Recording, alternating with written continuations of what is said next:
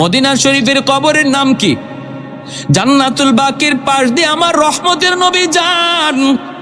সাহাবায়ে কেরাম নবীর সাথে হঠাৎ করে আল্লাহর নবী অন্তর চুকে দেখতে পেলেন একটা যুবক কবরের ভিতরে আযাব ভোগ করতেছে, আগুনে পুড়তেছে, সাপের কামড় খাইতেছে, মা মা কয়া চিৎকার করে কাঁদতেছে। আল্লাহ নবীকে আল্লাহ পাক দেখায় দিছে, সাহাবীরা দেখে না। কবরের আযাব আছে, আল্লাহ মানুষকে দেখায় না। কেন দেখায় না? যদি মানুষকে আল্লাহ কবরের আযাব দেখাইতো তাহলে কবরের পাশ দিয়া কেউ সাহস করে যাইতো না। রাতের বেলা দূরের কথা, দিনের বেলাও কেউ কবরের পাশ দিয়া যাওয়ার সাহস করতো না।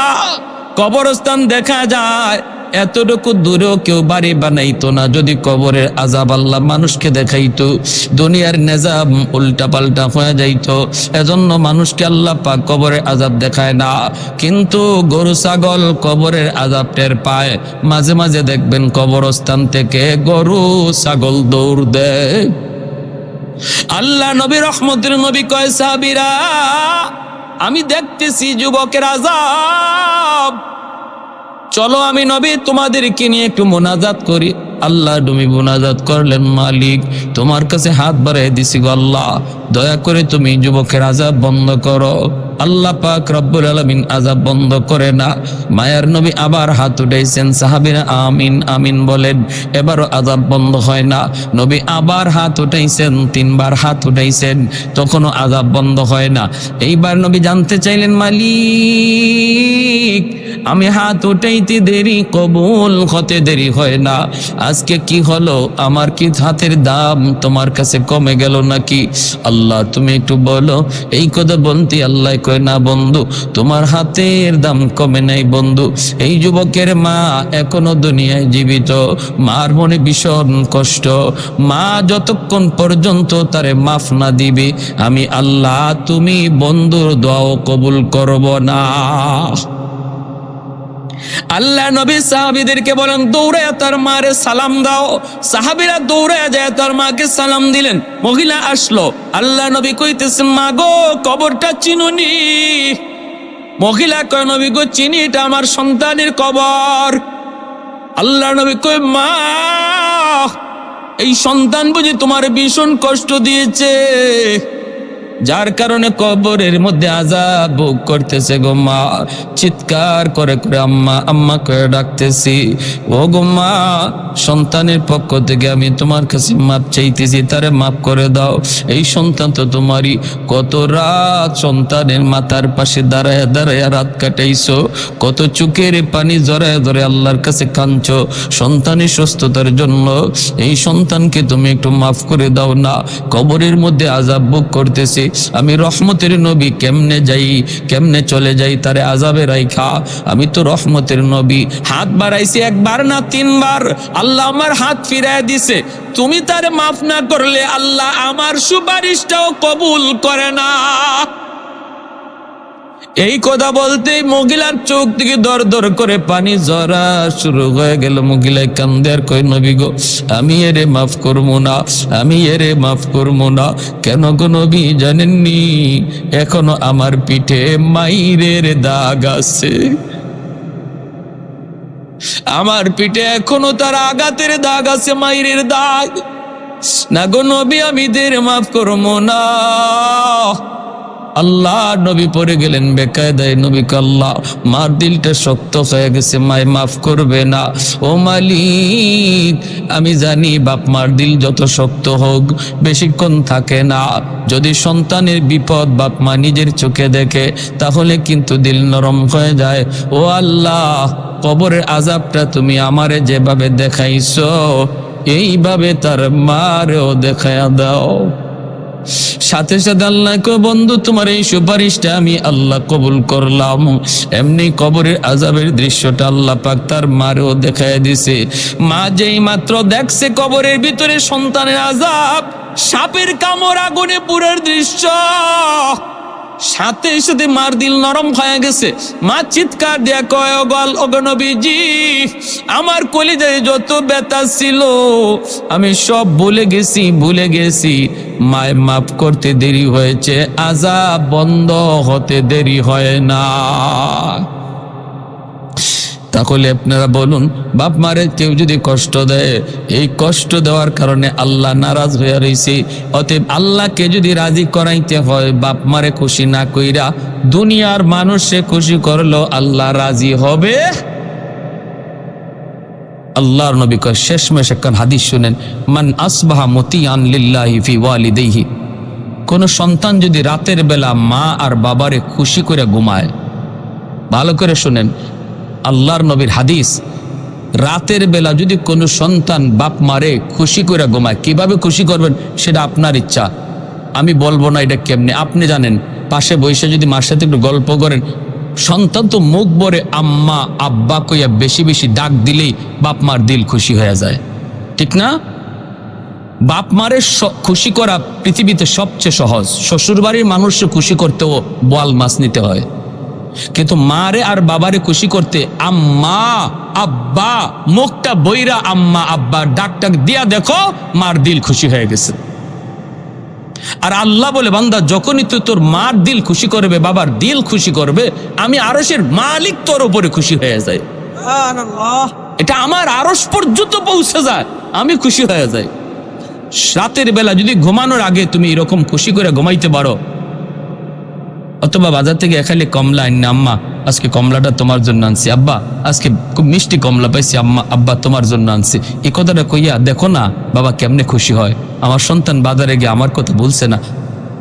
রাতের বেলা যদি তুমি খুশি করে ঘুমাও, নবী বলেন সকাল হওয়া মাত্রই জান্নাতের দুইটা দরজা আল্লাহ তোমার জন্য খুলে দেয়। সুবহানাল্লাহ। ওমান আসবাহা আসিয়ান লিল্লাহি ফি ওয়ালিদাইহি আসবাহা লাহু বাবান মাফতুহান মিনান নার। আর যদি রাতের বেলা কোনো সন্তান বাপ মারে আঘাত দিয়া ঘুমায়, আঘাত দিয়া ভালো করে জানে দিনের বেলা সে এমন ভাবে কথা কইছে যেই কথার কারণে বাবার কলিজায় ব্যথা পাইছে, মায়ের কলিজায় ব্যথা পাইছে, মা ঘুমাইতে পারে না, সন্তানের এই কথা শুনে আমার ঘুমে ধরে না, বাবার ঘুম আসে না, বুড়া বুড়ি বৃদ্ধা বৃদ্ধ বাবা আর মা তারা ঘুমাইতে গেলে একজন আরেকজনের সান্ত্বনা দেয়, কান্দো না, এখন তো তাদেরই সময়, আমাদের সময় শেষ, আর কয়দিন বা দুনিয়া বাঁচব। এই বইলা স্বামী স্ত্রীরে চোখের পানি মুইসা দেয়, আর স্ত্রী স্বামীর চোখের পানি মুইসা দেয়। এইভাবে তুমি বাবারে মারে কান্দাইয়া যে ঘুমাইতে গেছো রে যুবক, আমার মায়ার নবী দয়ার নবী কয় তোর বাপ মা ঘুমায় না আর তুই বুঝি ঘুমাইতেছ, সকাল হওয়া মাত্রই জাহান্নামের দুইটা দরজা আল্লাহ খুলে দেয়। নাউজুবিল্লাহ। এই রাত যদি মরণ হয় নিশ্চিত জাহান্নামী, এই রাত যদি যুবকের মরণ হয় নিশ্চিত জাহান্নামে। হে 100 বারও যদি হজ করে আয়, সারা জীবনও যদি হজ করে, এই নিশ্চিত জাহান্নামে। এই রাত্রে, যেই রাত্রে মারে কষ্ট দিয়ে ঘুমাইতেছে, আর যদি এই রাত তার মরণ হয়, এমন কোনো আমল নাই তারে জাহান্নাম থেকে ফিরাইতে পারে। এজন্য নবী বলেছেন সালাসাতুন কদ হারামাল্লাহু আলাইহিমুল জান্নাহ, আদ-দাইয়ুস মুদমিনুল খামর ওয়াল আক আদ-দাইয়ুস আল্লাযী ইউকিরু ফি আহলিহিল খুবুস। 3 ব্যক্তির জন্য জাহান্নাম, জান্নাত হারাম। 3 ব্যক্তির জন্য জান্নাত হারাম, মদখুর, আরেক হলো বাপ মার অবাধ্য সন্তান, আরেক হলো দাইয়ুস। দাইয়ুস হলো ওই পুরুষকে বলে যেই পুরুষ ঘরের ভিতরে স্ত্রী অসামাজিক অনইসলামিক কাজ করতেছে, বেপরদায় চলতেছে, আল্লাহরে নারাজ করতেছে, সন্তানেও করতেছে, বউও করতেছে, তার অধীনস্থ মানুষগুলা আল্লাহর অবাধ্য পথে চলতেছে, বেপরদায় বাইরিতেছে, এরপরেও যে পুরুষে বাধা দেয় না, এই পুরুষ হইল পুরুষ দাইয়ুস। এই পুরুষ হইল পুরুষ দাইয়ুস। নবী বলে এই পুরুষ দাইয়ুসের জন্য জান্নাত হারাম। যে তার স্ত্রীরে বেপরদায় দেখকেও বাধা দেয় না, যে তার মেয়েটারে বেপরদায় দেখকেও বাধা দেয় না, যে তার বোনটারে বেপরদায় দেখকেও বাধা দেয় না, খারাপ কাজ চোখের সামনে হয়, এরপরে যেই পুরুষ বাধা দেয় না, তার অধীনস্থ লোক অন্যায় কাজ করতেছে, এরপরেও তাদেরকে শাসন করে না, আল্লাহ নবী কয় সে হলো পুরুষ দাইয়ুস, তার উপরে জান্নাত হারাম হয়ে যায়। নাউজুবিল্লাহ। অতএব আমার ভাইয়েরা, বন্ধুরা, এবার আসুন আমাদের বাপ মা যাদের দুনিয়ায় জীবিত, আমরা তাদেরকে আজ রাত খুশি করব। আর যাদের বাপ মা দুনিয়ায় নাই, আমরা কি করব? একটা আমল নবী বলে দিচ্ছেন, মান জারা কবর আবাইহি ফি কুল্লি জুমআতিন গুফিরা লাহু কুতিবা বাররান, রাওয়াহু আবু দাউদ শরীফের হাদিস। জুম্মার দিন যদি কেউ মা বাবার কবর জিয়ারত করে, জুম্মার দিন যদি বাপ মার কবর জিয়ারত করে, তাহলে আল্লাহ পাক রব্বুল আলামিন দুনিয়া যদি সে বাপ মারে কোনো কারণে ইচ্ছা অনিচ্ছা কষ্ট দিয়া থাকে, আল্লাহ তারে মাফ কইরা বাধ্য সন্তানের তালিকাভুক্ত বানায় দেয়। এই যে কবরস্থানের উদ্যোগে আজকের মাহফিল, বলুন জুম্মার দিন আমরা জুম্মার নামাজ পইরা অথবা জুম্মার দিন ফজর পইরা অথবা না পারলে আসরের পরে জুম্মার দিন আমরা কবর জিয়ারত করতে কোন কোন আওলাদ রাজি আছেন? একটু হাত তুলে আল্লাহরে দেখান। আল্লাহ তুমি প্রতিটা হাতকে কবুল করো, জোরে বলি আমিন। ওয়া আখির দাওয়ানা আনিল হামদুলিল্লাহি রাব্বিল আলামিন। আল্লাহুম্মা সাল্লি আলা মুহাম্মদ ওয়া আলা আলি মুহাম্মদ কামা সাল্লাইতা আলা ইব্রাহিম ওয়া আলা আলি ইব্রাহিম ইন্নাকা হামিদুম মাজিদ।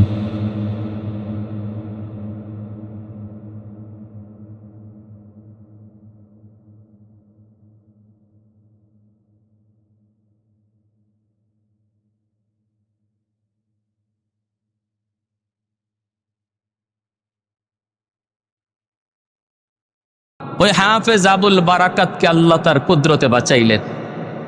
একটা কাঠের উপরে ভাসতেছে, একটা কাঠের উপরে ভাসতেছে।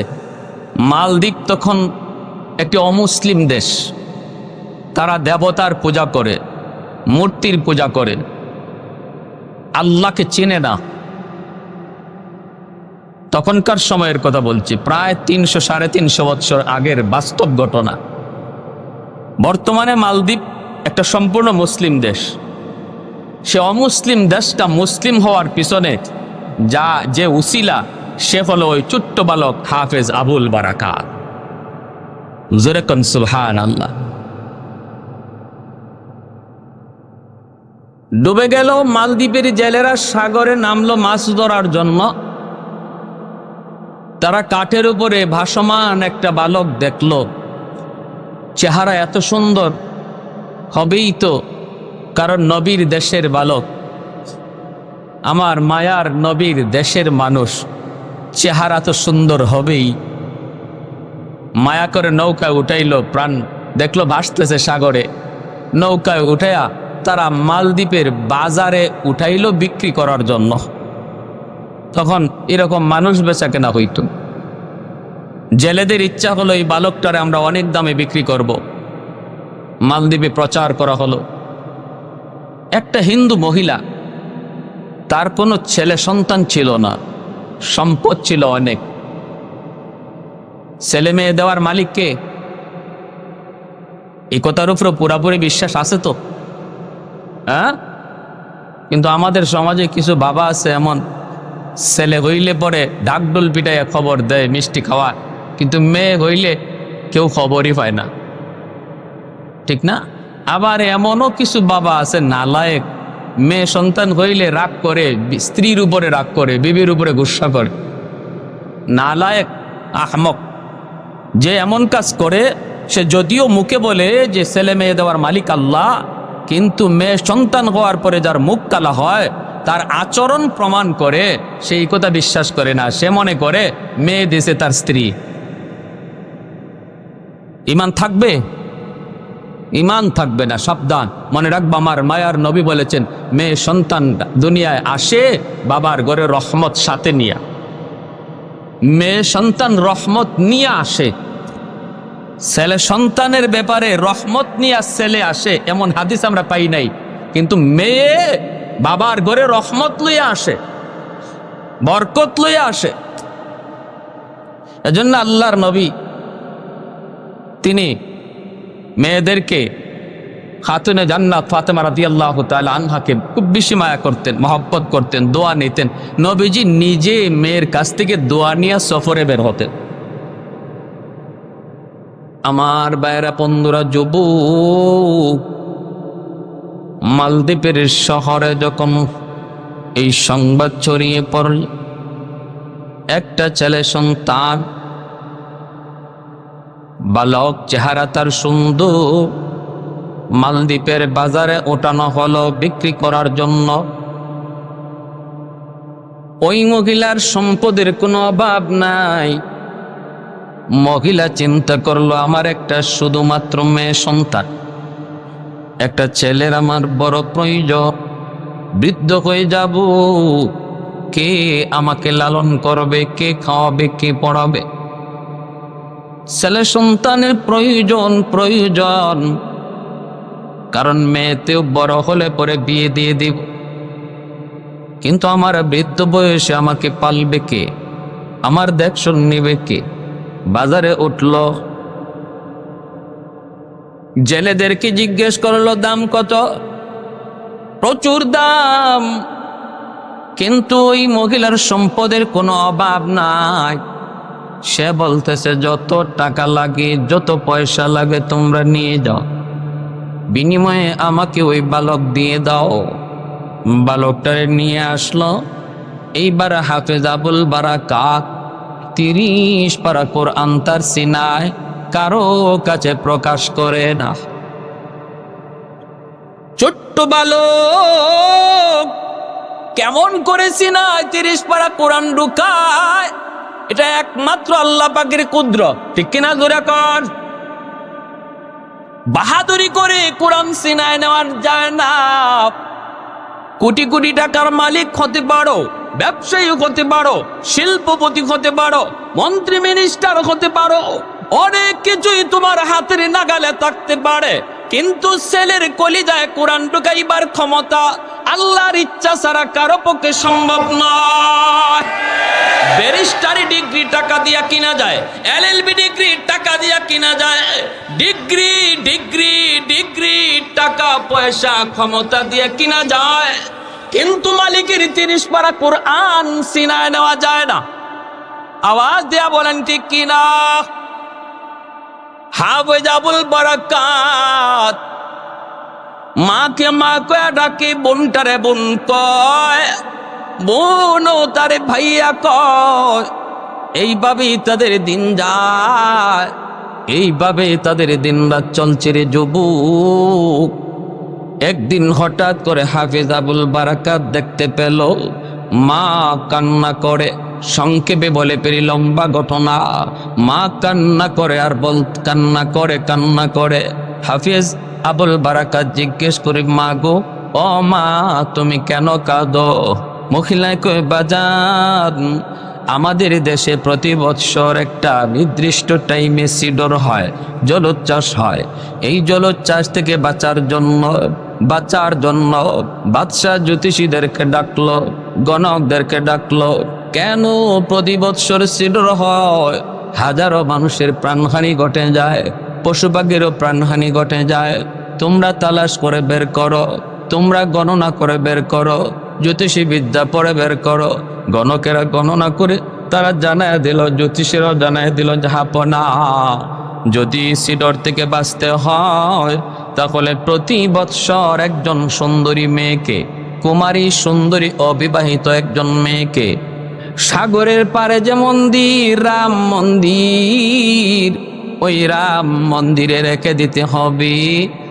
রাতের বেলা যদি মেয়েটাকে রেখে দেওয়া হয়, সকালে যায় তার লাশ পাওয়া যাবে, জিন্নাতরা তারে খেয়ে ফেলবে, বিনিময়ে সিডর হবে না। এটা খুবই জিন্নাতের কারসাজি। মনে রাখবেন আল্লাহ পাক রব্বুল আলামিনকে মানুষ যখন ভুলে যায়, যখনই মানুষ আল্লাহর নাফরমানিতে লিপ্ত হয়, তখন আল্লাহ পাক মানুষের দাম কমায় দেয়, জিনিসের দাম বাড়ায় দেয়। আল্লাহকে ভুলে গেছো, আল্লাহর বিধিবিধানকে তুমি ভুলে গেছো রে আল্লাহর গোলাম। হার লাইনে সর্ব লাইনে আল্লাহ পাকের নাফরমানি, সব সেক্টরে নাফরমানি যখনই প্রচার হয়ে যাবে, ওপেন হয়ে যাবে, তখন আল্লাহ পাক রব্বুল আলামিন মানুষের দাম কমায়া দিবে। আল্লাহ পাক মানুষের দাম কমায়া জিনিসের দাম বাড়ায়া দিবে, ঠিক কিনা? জোরে বলেন। মানুষের দাম কমে গেল। সিডর থেকে যদি বাঁচতে হয় মানুষ জবাই দেওয়া লাগবে, সিডর থেকে যদি বাঁচতে হয় মানুষকে ভোগ দেওয়া লাগবে। কেন এত দাম কমে গেল? কারণ তারা মালিককে চিনত না। আওয়াজ দিয়া বলেন ঠিক কি না? আজ আমাদের দেশে দ্রব্য মূল্য নিয়ন্ত্রণ করার কত চেষ্টা করা হয়, কোনো লাভ হয় না। লাভ তো হবেই না। কারণ কেন দ্রব্য মূল্যের ঊর্ধ্বগতি? এর কারণ তালাশ করে বের করো। রব্বুল আলামিনের কাছে মানুষের দাম যদি বাড়াইতে হয়, জিনিসের দাম যদি কমাইতে হয়, তাহলে একমাত্র পথ সর্বলাইনে সর্ব জায়গায় নাফরমানি বন্ধ করো, হর জায়গায় আল্লাহর গোলামি শুরু করো, ঠিক কিনা? কত আর নাফরমানি? জমিন আর কত দেখবে? সাগর মহাসাগর আর কত দেখবে? সাগরের পারেও এখন প্রতিনিয়ত নাফরমানি চলে। যায় আল্লাহর কুদরত দেখার জন্য, যায় মুখ দিয়ে সুবহানাল্লাহ বের হয় না, মালিকের গুণগান বের হয় না। ওই সাগরের পারে যায় ও নর্তকী নাচানাচি করে। সাগর প্রতিনিয়ত কই, মালিক আমি আর কত নাফরমানি দেখবো? আল্লাহ আমি সাগরের পারে যেই হারে নাফরমানি হয়, ওয়াল বাহরা ইয়াস্তাজিলু রাব্বাহু, ও মালিক অনুমতি দাও, আমি নাপাক জমিনকে পাক বানায় দিই, আমি পানি দিয়া নাপাক জমিন পাক বানায় দেই, সবগুলি নাফরমানকে ধুয়ে মুছে পরিষ্কার করে দেই। আল্লাহ কই, জমিন থাম, এ সাগর মহাসাগর থাম। জমিন কই, মালিক নাফরমান আমার উপর দিয়া কত হাঁটে, কত বুক ফুলায়া হাঁটে, সুদের ব্যবসা করে অথচ বুক ফুলায়া হাঁটে, মারে কষ্ট দেয়, বাবারে কষ্ট দেয়, উলামায়ে কেরামের উপরে নির্যাতন করে, অথচ তার এই অহংকারী পা আমি জমিনের উপর দিয়া গসায় গসায় হাঁটে। ও মালিক আমি জমিন আর কত দেখবো, আর কত আমি সইব? আসবিরু মাতা ইলা আসবিরু, কতকাল আমি ধৈর্য ধরবো? রব্বুল আলামিন তখন কয়, জমিন থাম, এ সাগর মহাসাগর থাম। ফেরেশতাদেরকে আল্লাহ কয়, থাম থাম, আমার বান্দাকে আমি আল্লাহ এমনে বানাই নাই, আমার বান্দা বান্দি আমি আল্লাহর কাছে কত দাম তোমরা জানো না রে জমিন, তোমরা জানো না, জানো না। আসমান আল্লাহ বানাইছেন কুন ফায়াকুন বইলা, জমিনও আল্লাহ বানাইছেন কুন ফায়াকুন বইলা, ফেরেশতাও আল্লাহ বানাইছেন কুন ফায়াকুন বইলা, কিন্তু আমারে আপনারে আল্লাহ কুন ফায়াকুন বইলা বানায় নাই। আল্লাহ বলে, খলাকতু বিয়াদাইয়া, আমি আমার বান্দা বান্দির নিজের হাত দিয়া বানাইছি। কারণ এই চেহারার মধ্যে এত দামি কপাল, ওই কপাল দিয়া বান্দা আমার কুদরতি কদমে সেজদা দিবে। এই কপাল ফেরেশতাদের হাতে বানাইলে হয় না, এই কপাল আমি আল্লাহ নিজের হাতে বানাইছি।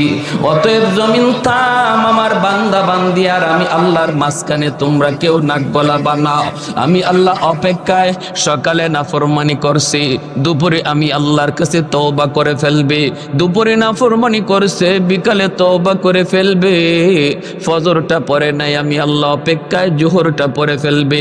যখনই আমার বান্দা বলবই যে আমি আল্লাহকে ডাক দিবে, সাথে সাথে আমি আল্লাহ তার পিছনের সব অপরাধ ক্ষমা করে আমার প্রিয় বান্দা বানায় নিব। ইন্নাল্লাহা ইউহিব্বুত তাওয়াবিন ওয়া ইউহিব্বুল মুতাতাহহিরিন। তাওয়াবিনে মহব্বত করার কথা আল্লাহ আগে আনলেন। তাওয়াবিন যারা তওবা করে, গুনাহ করার পর অনুশোচনা অনুতপ্ত হয়, তাদের ভালোবাসার কথা আল্লাহ আগে নিয়ে আসলেন। এর দ্বারা আল্লাহ পাক বুঝাই দিলেন তওবাকারীকে আল্লাহ কত ভালোবাসেন, কত মায়া করেন। ভাইয়েরা বন্ধুরা, হাফেজে কোরআন ডাক দিয়া কয়, মা গো, ও মা তুমি কান্না করো না গো, তুমি মনে করতেছো কি হয়েছে বলে আমার মেয়েটার নাম এই বছর লটারিতে উঠে গেছে রে বাজান। লটারিতে ওঠার কারণে সন্ধ্যা ফলে পড়ি, মেয়েটাকে নিয়ে যাওয়ার জন্য ওরা হাজির হয়ে যাবে। সরকারি ফৌজ আমার মেয়েটাকে তুলে নিয়ে যাবে। ও বাবা বল বল কেমন করে আমি মা সেটা সইতে পারি? এত লালন পালন, এত আদর, এত মায়া কোনে যেই মেয়েটাকে বড় করলাম, আজকে আমার মেয়েটা চোখের সামনে জিন্নাতের বুক হবে, জিন্নাতের বুক হবে, এইটা আমি মা কেমন করে সই রে বাবা? হাফেজ আবুল বারাকাত কই, মা টেনশন করো না, আমির সমাধান বের করব। আল্লাহু আকবার জোরে কান। ও মা টেনশন করো না। মাই কই বাবা তুমি কও কি, তুমি কেমনে কি করবা? কয় মা আমার বোনটারে নানার বাড়ি পাঠায় দাও, আর বোনের জামা কাপড় পরাইয়া আমাকে মেলুক বানাইয়া পালঙে বসায় রাখো। ওরা আমাকে আমার বোন মনে করে তারা মন্দিরে রেখে দিক, আমি দেখব আমার কলিজায় যা আছে এটার পাওয়ার বেশি নাকি জিন্নাতের পাওয়ার বেশি। মহিলায় কই বাবা কার কথা, কোন পাওয়ারের কথা বলছো? বুঝি নাই বুঝি নাই। হাফেজ আবুল বারাকাত কই, মা গো তুমি জানো না গো মা, আমি তো কারো কাছে প্রকাশ করি নাই গো মা, আমি হলাম একজন মুসলমান।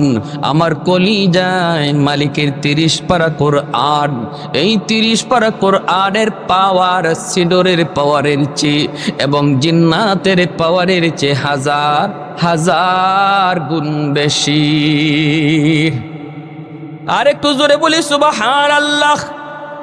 লা জিদ্দা ওয়ালা নিদ্দা ওয়ালা হাদ্দা লিমাওলা, লা জিদ্দা ওয়ালা নিদ্দা ওয়ালা হাদ্দা লিমাওলা, আল আনা কামা কানা ওয়ালাম ইয়ালকা যাওয়ালা, আল আনা কামা কানা ওয়ালাম ইয়ালকা যাওয়ালা, লা মিসলা ওয়ালা সাওয়ারা মিসলাম ওয়া নাযীরা, মান ক্বালা সিওয়া যালিকা ক্বাদ ক্বালা মুহালা, মান ক্বালা সিওয়া যালিকা ক্বাদ ক্বালা মুহালা, লা ওয়ালদা ওয়ালা ওয়ালিদা লা আম্মা ওয়া খালা, লা শিবহা ওয়ালা মিসলা ওয়ালা কুফুয়া লিমাওলা, আলহামদু লিমান কদ্দারা খাইরাও ওয়া খাবালা, ওয়াশকুরু লিমান সাওয়ারা হুসনাও ওয়া জামালা।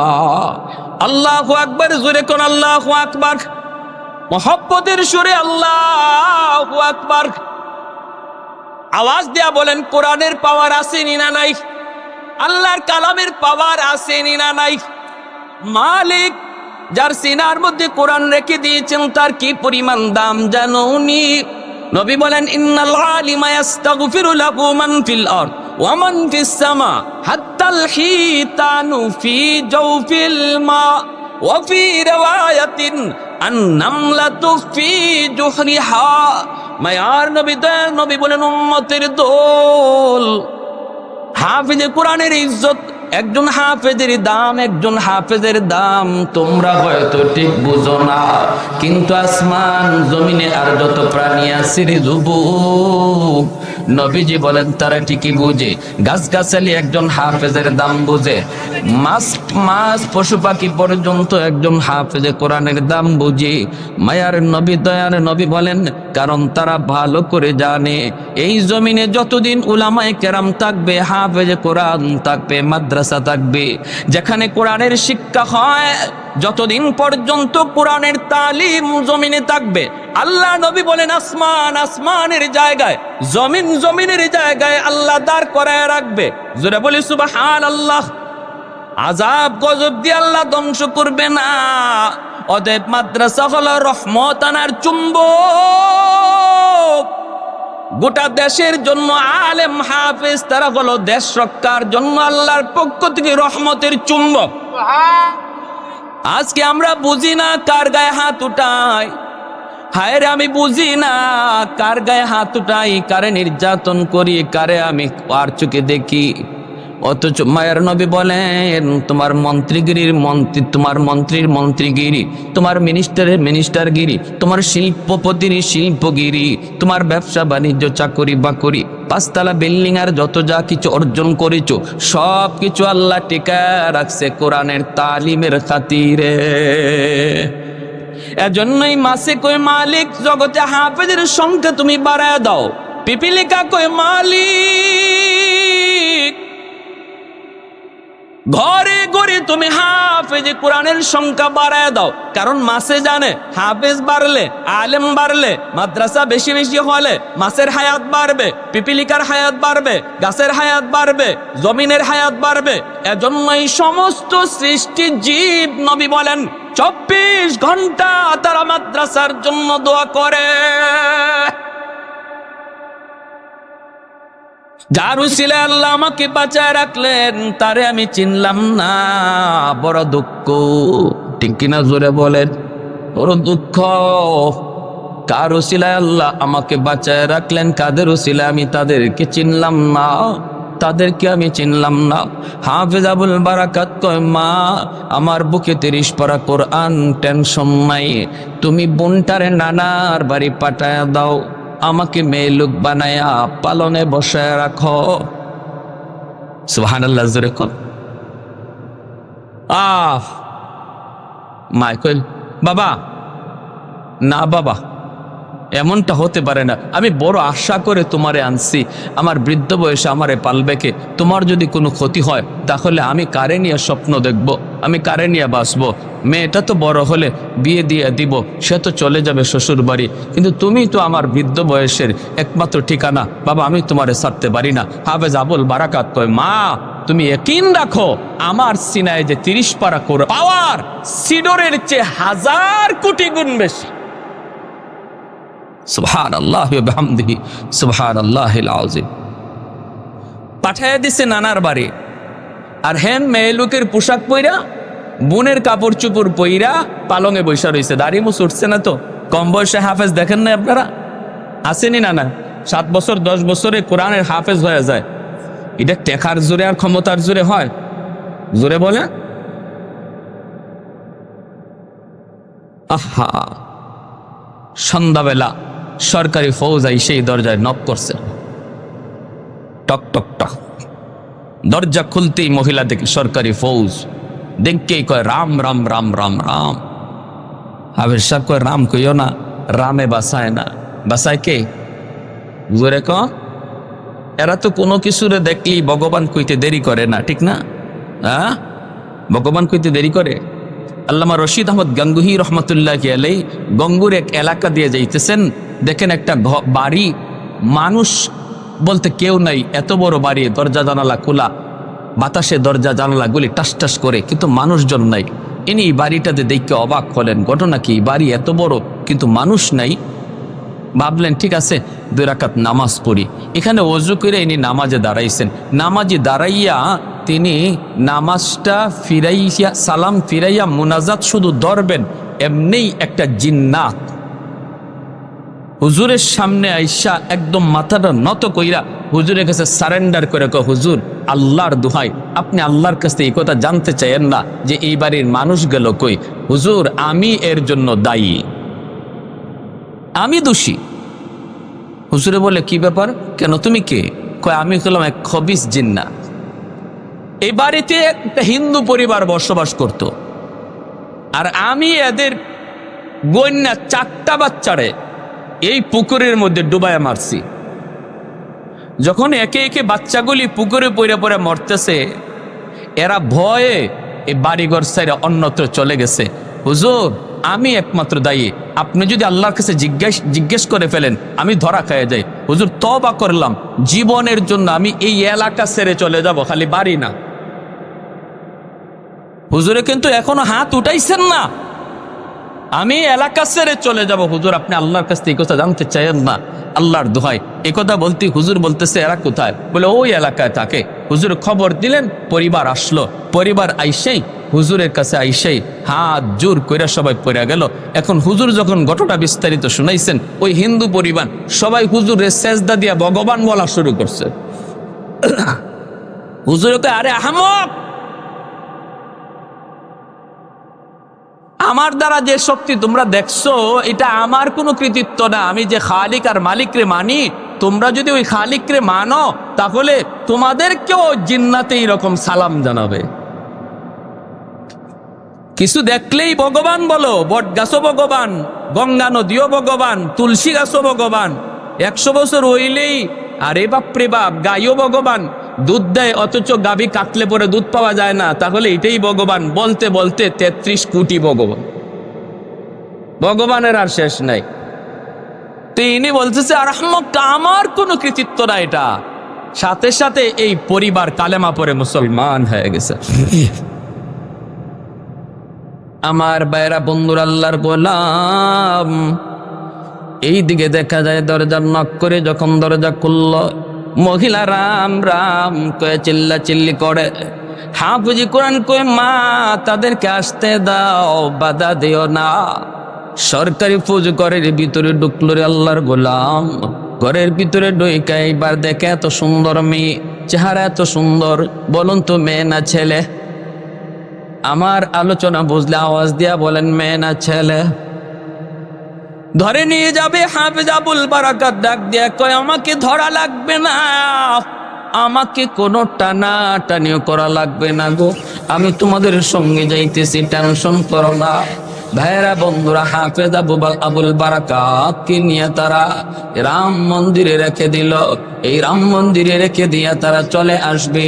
সরকারি ফৌজেরও আফসোস করে, এত সুন্দর মেয়েটা সকালে যায় তার লাশ পাওয়া যাবে, লাশ জিন্নাতেরা তারা খেয়ে ফেলবি।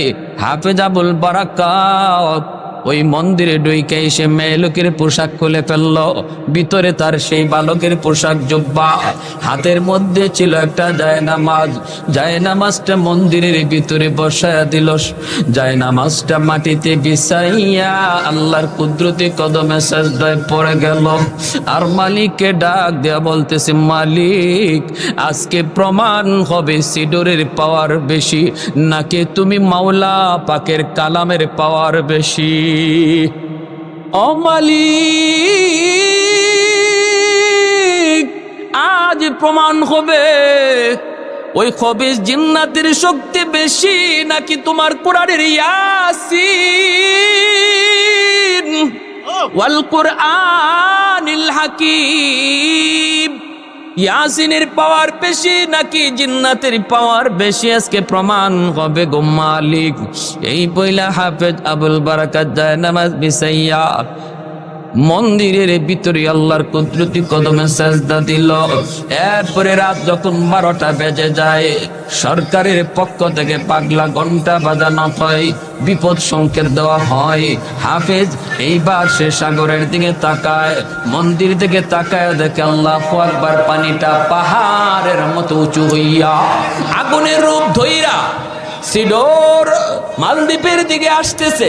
হাফেজ আবুল বারাকাত এইবার কই, মালিক একদিকে পানি, একদিকে খবিস জিন্নাতের শক্তি, আরেকদিকে তোমার 30 পারা কোরআন নয়, শুধু সূরা ইয়াসিন। আল্লাহু আকবার। তোমার 30 পারা কোরআনের একখান সূরা, সূরা ইয়াসিন আমি পড়বো। যে ইয়াসিন পয়রা আমার নবী মাটিতে ফু দিয়েছিলেন, আর ওই মক্কার কাফিরগুলি অন্ধ হয়ে গেছিল। কাফিরগুলি আমার নবীর ঘর চতুর্দিক দিয়ে পাহারা বসায় দিল, ঘেরাও করে রাখলো। নবী কই, মালিক যাব তো যাব, কেমন করে যাব?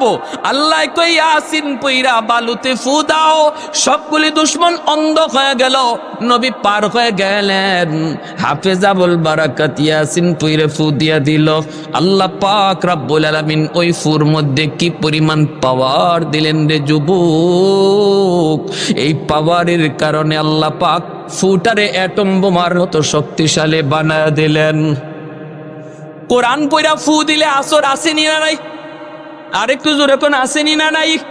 ফখরে বাঙ্গাল রহমতুল্লাহি আলাইহি এক নাস্তিক কয়, হুজুর মানুষদেরকে আর কত ধোঁকা দিবেন? হুজুর কয়, কি কই? যে মানুষ এক হুজুর একটা ফু দেন, আপনি একটা ফু দিয়া দিলেন, বাতাস, বাতাসে কি আছে? এই বাতাস দিয়া দিয়ে মানুষদেরকে আর কত ধোঁকা দিবেন? ফখরে বাঙ্গাল রহমতুল্লাহ আলাইহি কয় তুমি বাতাসে কি আছে বুঝো না? কয় না বুঝি না। কেমনে বুঝবা? তুমি তো একটা জারজ সন্তান। এমনি হের সারা শরীর ফুললে গেছে। জারজ সন্তান গালিটা তো সোজা গালি না, নরম না, এটা কঠিন গালি, ঠিক না? সারা শরীর ফুললে গেছে, হুজুরকে আক্রমণ করবে, মানুষজন ধরছে। হুজুরে কই ভাই আমি তো তার কিছু কই নাই, সে বলছে বাতাসে কি আছে এটা বলে বুঝে না। আচ্ছা আমি তো কোরআন পইরা বাতাস দেই, এর মধ্যে কি আছে? সে বলে এটা দুকা। এখন যে তারে আমি একটা গালি দিছি, বলুন তো এটা কি আঘাত করছি না একটা বাতাস ছাড়ছি? একটা নাপাক গালি এই বাতাসে যদি তার চেহারা লাল করে ফেললো, বডি যদি ফুলায় ফেললো, তাহলে আল্লাহর কালাম পইরা বাতাস দিলে যে আসর হয় এটা বুঝাইবার জন্য গালিটা দিছি। বুঝে আসছে ভাই? আল্লাহর কালাম সূরা ইয়াসিন পইরা ফু দিল, সিডরের মোকাবেলায় আল্লাহ পাক রব্বুল আলামিন অ্যাটম বোমার মতো সূরা ইয়াসিনকে আল্লাহ মোকাবেলায় পাঠায় দিলেন। সাগরের মাঝামাঝি যাইয়া এমন ভাবে আঘাত করলো, সিডর আবার পানিতে দেবে গেল। আল্লাহু আকবার, জোরে বলেন। পাহাড় পরিমাণ উঁচু পানি আবার সাগরে দেবে গেল। সকালবেলা সরকারি ফৌজরা আসছে লাশ নেওয়ার জন্য। মন্দিরে আইসা দেখে লাশের কোনো বংশ নাই। একটা ছোট্ট বালক মন্দিরে বসে বসে কোরআন তেলাওয়াত করে। আল্লাহু আকবার। এ বেটা তুমি এখানে মেয়ে লোক কই? হাফিজ সাহেব কই মেয়ে লোক কোথায় পাইবা মিয়া? মেয়ে পাইবা কই? কই কেন গত রাত্রে যে নিয়ে আসলাম? কই আরে আহাম্মক গত রাত্রে আমারই লিয়ে আইছো। আরে আমরা আনলাম মেয়ে, তুমি কেউ ছেলে? বলে হ, আমার বোনের কাপড় পইরা আমি মেয়ে সাজ্জা বসাছিলাম। আমার বোন তো নানার বাড়িতে নানির হাতের ফিডা খায়। তুই মরলি না? সিডরও হইল না, তুই মরলিও না, তোর জিন্নাতে খাইছে না? হাফেজ আবুল বারাকাত কয়ে না ফরমান, তোমাদের সিনার ভিতরে আল্লাহর কোরআন নাই, নূর নাই। তোমরা সত্য জিনিস বুঝো না, অন্ধকারে আছো, আলোর পথ পাও নাই। আমার সিনায় আল্লাহর 30 পারা কোরআন। ওই 30 পারা কোরআনের পাওয়ার সিডরের পাওয়ারের চেয়ে 1000 গুণ বেশি। আমি তো 30 পারা কোরআন শুধু পড়ি নেই, শুধুমাত্র সূরা ইয়াসিন ওয়াল কুরআনিল হাকিম এই সূরা খানের কয়েকখানা আয়াত পড়ে ফু দিছি, সিডরের জায়গায় দেবে গেছে। সাথে সাথে এই সরকারি ফৌজগুলি বাদশারে জানাইল। বাদশা মন্ত্রী পরিষদ নিয়ে হাফেজ সাহেবের সামনে হাজির। ও হাফেজ সাহেব, তুমি এটা কি বলতেছো? আগামী বছরও আমরা এমনটা তোমার কাছ থেকে দেখতে চাই। আমি বাদশা কথা দিলাম রে যুবক, যদি আগামী বছর আমি নিজের চোখে দেখি কোরআনের এত পাওয়ার, আমি বাদশা কথা দিলাম মন্ত্রী পরিষদ সব জনগণ লইয়া কালেমা পড়ে মুসলমান হয়ে যাব। আগামী বছর এই দিনে আবার হাফেজ আবুল বারাকাতকে রেখে দেওয়া হলো। আর সাগরের পারে দাঁড়ায় দাঁড়ায় মন্ত্রী পরিষদ লইয়া বাদশা নিজের চোখে দেখতে চায় কোরআনের শক্তি, কোরআনের পাওয়ার। ভাইরা বন্ধুরা, একই অবস্থা। যেই মাত্র সিডর মহা রূপ ধারণ করেছে, খারাপ আকৃতি ধারণ করেছে, ওরা তাকায় মন্দিরের দিকে, দেখে মন্দির থেকে একটা আগুনের লোক্কা আসতেছে। এই আগুনের লোক্কা সেই সাগরের বিশাল উঁচু পানিটাকে আঘাত করা মাত্র সাথে সাথে পানি আবার দেবে গেল।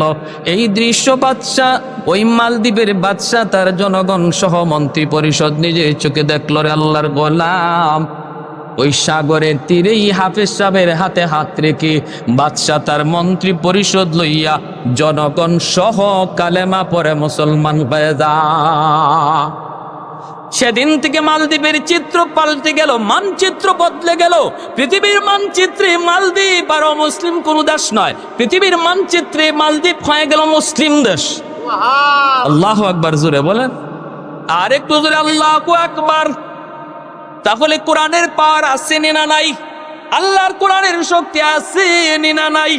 এজন্য আল্লাহ বলে, কুল হাল ইয়াস্তাবিল্লাযীনা ইয়ালামুন ওয়াল্লাযীনা লা ইয়ালামুন। আল্লাহ বলেন, বন্ধু তুমি বলে দাও, যারা কোরআন শিখে আর যারা কোরআন শিখে না তারা কোনোদিন সমান নয়, কোনোদিন তারা সমান নয়। যারা কোরআন শিখে আর যারা কোরআন শিখে না কেমন তফাৎ? কয় 19-20, কয় না। কেমন কয় আকাশ পাতাল। আল্লাহু আকবার, আরেকটু জোরে আল্লাহু আকবার। কোরআনের তালিম যদি বন্ধ হয়ে যায়, মানুষ আর মানুষ থাকবে না, মানুষ অমানুষ হয়ে যাবে। আর কোরআনের তালিম যতদিন থাকবে, মানুষ মানুষের কাতারে নাম লেখাবে, গুণগত মানুষ থাকবে। এই কথাটাই আল্লাহ পবিত্র কোরআনে সূরাতুর রহমানে বলেছেন, আর রহমান আল্লামাল কোরআন খালাকাল ইনসান। কোরআনের শিক্ষা আছে তো মানুষের কাতায় নাম আছে। হালাল হারাম আছে তো মানুষ, হালাল হারাম নাই তো মানুষ না। রাত কই থাকে, কই খায়, কার সাথে ঘুমায়, কোন মানুষ যদি কথা বলে যে না আমার মেয়েটা কই খায়, কই ঘুমায়, কই থাকে, আমিও কই ঘুমাই, কই খাই, কি খাই আমি জানি না, বলুন তো তার মানুষ কোয়া যায়? এটা তো হাইওয়ানের খাসলত, ঠিক কিনা? হালাল হারামের শিক্ষা দেয় কোরআনের শিক্ষা, হালাল হারামের শিক্ষা দেয় মাদ্রাসার শিক্ষা, ঠিক কিনা? হালাল হারামের বিধিবিধানের শিক্ষা দেয় মাদ্রাসা, কোরআনের শিক্ষা। জন্ম বাইরে আমার ছেলে জন্ম নিলে পরে সে মানুষ হয় না, তারে মানুষ বানাইতে হয়। মুরগির বাচ্চা জন্ম নিলে মুরগি হয়, কিন্তু মানুষের বাচ্চা জন্ম নিলে মানুষ হয় না গো মা, মানুষ তারে বানাইতে হয়। আর মানুষ বানানোর একমাত্র শিক্ষা হলো কোরআনের শিক্ষা। কোরআন থেকে দূরে ডাক্তার না হইয়া ডাকাই তুইব। সিলোটি ভাষা বুঝুন না আপনারা? কোরআনের ধারে কাছেও নাই, হালাল হারাম বুঝেওই না, জায়েজ না জায়েজ চিনেওই না, ধারে কাছে যা ভাই তা খায়। এই ডাক্তার না হইয়া আওরের ডাকাই তুইব। 20,000 টাকার লুবে, 30,000 টাকার লুবে আপনার স্ত্রীর একটা যেটা নর্মাল ডেলিভারি কেস, এটারে কইব সিজার লাগবো। আসেনি না নাই? কিছুদিন আগে একজন হাফেজ সাহেব দেখছেন না আপনার সোশ্যাল মিডিয়ায়, 11 বছরের হাফেজ, নামটা ভুলে গেলাম, তাকরিম, হাফেজ তাকরিম, 11 বছরের একটা হাফেজ, 11 পারা হিফজ আছে, ডাক্তার ভুল চিকিৎসা কইরা শহীদ করে দিছে, শহীদ করে দিছে। ভুলই করছে না, ইচ্ছা করে করছে, কে জানে। কারণ যার কাছে হালাল হারাম নাই, যার কাছে কোরআনের শিক্ষা নাই, যে কোরআনের শিক্ষার ধারে কাছেও নাই, হে মানুষের জীবনের দাম তার কাছে কি আছে? তার কাছে দাম হইল টাকার, তার কাছে দাম হইল পয়সার, ঠিক কি না? যে ইঞ্জিনিয়ারের কাছে কোরআন নাই, যে ইঞ্জিনিয়ার কাছে শরীয়ত নাই, এই ইঞ্জিনিয়ার রডের বদলা বাঁশ দিলে হের কি? মানুষ মরলে মরুক, আমার অসুবিধা কি? আমার দরকার টাকা। রডের বদলা বাঁশ আসেনি না নাই? জোরে কোন আসেনি না নাই? এগুলা একমাত্র কারণ কোরআন থেকে দূরে, ঠিক কিনা? একমাত্র কারণ আল্লাহর কোরআন থেকে দূরে, কোরআনের শিক্ষা থেকে দূরে। এজন্য ডাক্তার বানান, ইঞ্জিনিয়ার বানান, আমরা নিষেধ করব না, কিন্তু সবার আগে তারে মুসলমানের বাচ্চা বানান, আগে তারে কোরআন শিখাইয়া মানুষের বাচ্চা বানান। সন্তানকে আগে মানুষের সন্তান বানাইতে হবে, আর মানুষের সন্তান বানাইতে হলে কোরআনের শিক্ষার কোনো বিকল্প নাই। ডাক্তার বানান, মানুষ বানায়া ডাক্তার বানান, ইঞ্জিনিয়ার বানান, মানুষ বানায়া ইঞ্জিনিয়ার বানান। প্রথমেই তার মাদ্রাসায় ভর্তি করেন, 5টা বছর আপনার সন্তান মাদ্রাসায় পড়ুক, 5টা বছর নুরানি শিক্ষায় শিক্ষিত হোক, আল্লাহর কোরআন জানুক, আখিরাত শিখুক, আখিরাতের হিসাব নিকাশ জানুক, তারপরে তারে ডাক্তার বানাইলো, আদর্শ ডাক্তার হবে, ডাকাত হবে না। ইঞ্জিনিয়ার হলো আদর্শ ইঞ্জিনিয়ার হবে, অমানুষ হবে না।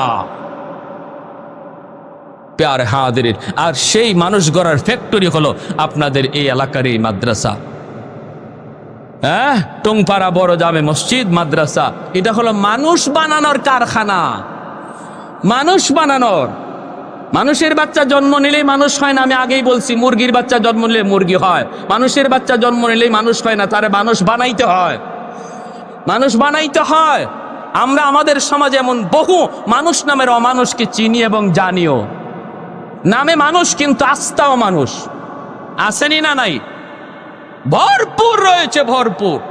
যত বড় শিক্ষিত হয়, কোরআন না থাকলে তত বড় অমানুষ হয়।